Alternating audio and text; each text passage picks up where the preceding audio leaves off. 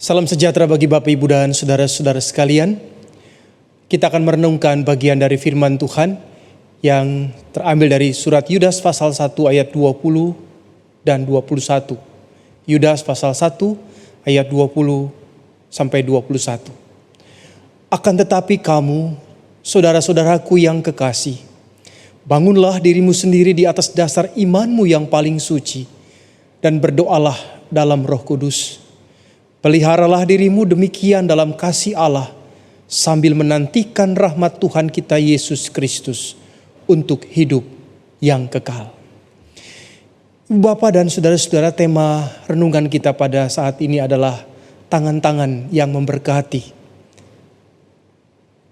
Kita tentu pernah melihat lukisan tangan ini, bukan? Kita bisa membayangkan inilah lukisan tangan yang sedang berdoa. Namun Bapak Ibu tahukah bahwa di balik lukisan ini ada cerita yang membuat kita harus terus merenungkan. Ceritanya di sebuah desa kecil dekat Nuremberg, Jerman di abad 15. Hiduplah sebuah keluarga dengan anak-anaknya yang berjumlah 18. Sang ayah seorang pedagang emas bekerja hampir 18 jam sehari di tokonya untuk menghidupi keluarganya. Apa saja yang berguna dan menghasilkan uang ia kerjakan. Walaupun kondisi keluarga itu Senin Kamis nyaris tanpa harapan. Namun dua anak sulungnya mempunyai cita-cita yang tinggi. Albrecht Dürer dan adiknya Albert Dürer bercita-cita suatu saat kelak mereka akan menjadi seniman terkenal. Kuliah di akademi tinggi di Nuremberg. Walaupun mereka tahu ayah mereka secara finansial tidak akan mampu membiayai kuliah di sana.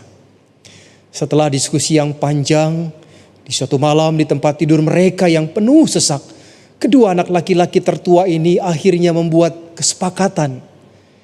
Mereka melemparkan sebuah koin.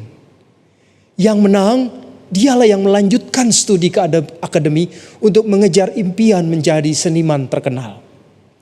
Yang kalah akan tetap tinggal di kampung halaman, bekerja di pertambangan di dekat rumah mereka, dan dengan penghasilan dari bekerja itu membiayai kuliah saudaranya yang akan menjadi seniman hebat. Diharapkan setelah kuliah 4 tahun sang seniman besar itu sudah bisa kembali dan bisa membiayai adik-adiknya yang lain. Nah, saudara-saudara, lalu mereka melemparkan koin. Hasilnya Albrecht Dürer memenangkan undian dan kuliah ke akademi di Nuremberg. Sementara Albert tinggal di kampung dan bekerja sebagai buruh tambang. Sebuah pekerjaan yang cukup berbahaya kala itu. Selama 4 tahun ke depan, ia harus membiayai saudaranya yang menempuh pendidikan di akademi tersebut. Di akademi, Albrecht ternyata menjadi bintang. Lukisan-lukisan, ukiran kayu dan lukisan minyaknya jauh lebih baik daripada karya sahabat-sahabatnya, bahkan dosen-dosennya. Dan pada saat ia lulus, ia mendapat cukup banyak uang atas karya-karyanya.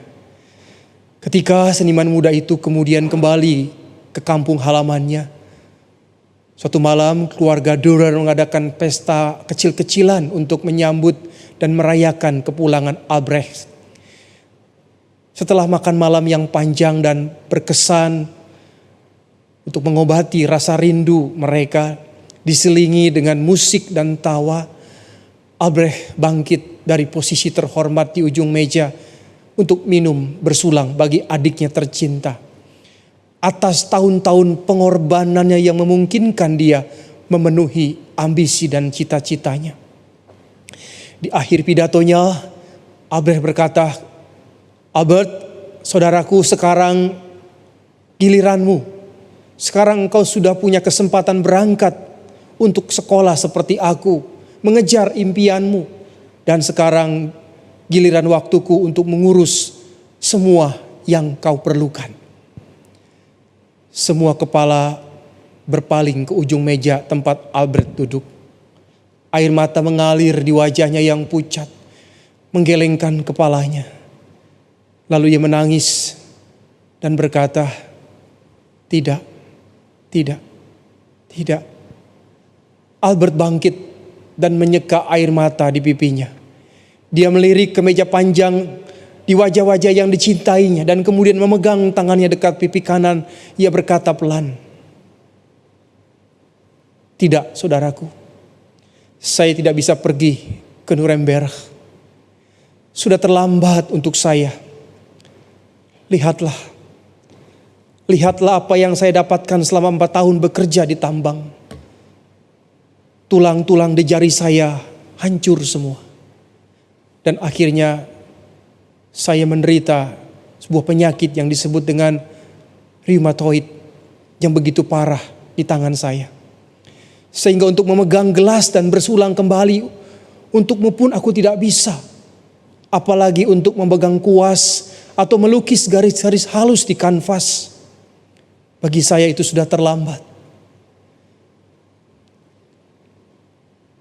Suatu hari kebesokannya, untuk memberi penghormatan kepada Albert atas semua yang telah dikorbankannya, Albrecht Dürer dengan susah payah menghela tangan adiknya itu, meluruskan jari-jarinya dan kemudian melukisnya. Setelah selesai melukis, ia memberi judul pada lukisannya, Hans. Tetapi seluruh dunia melihat lukisan itu jauh dari sekadar Hans, melainkan suatu persembahan cinta yang tulus, tangan yang berkorban dan memohon.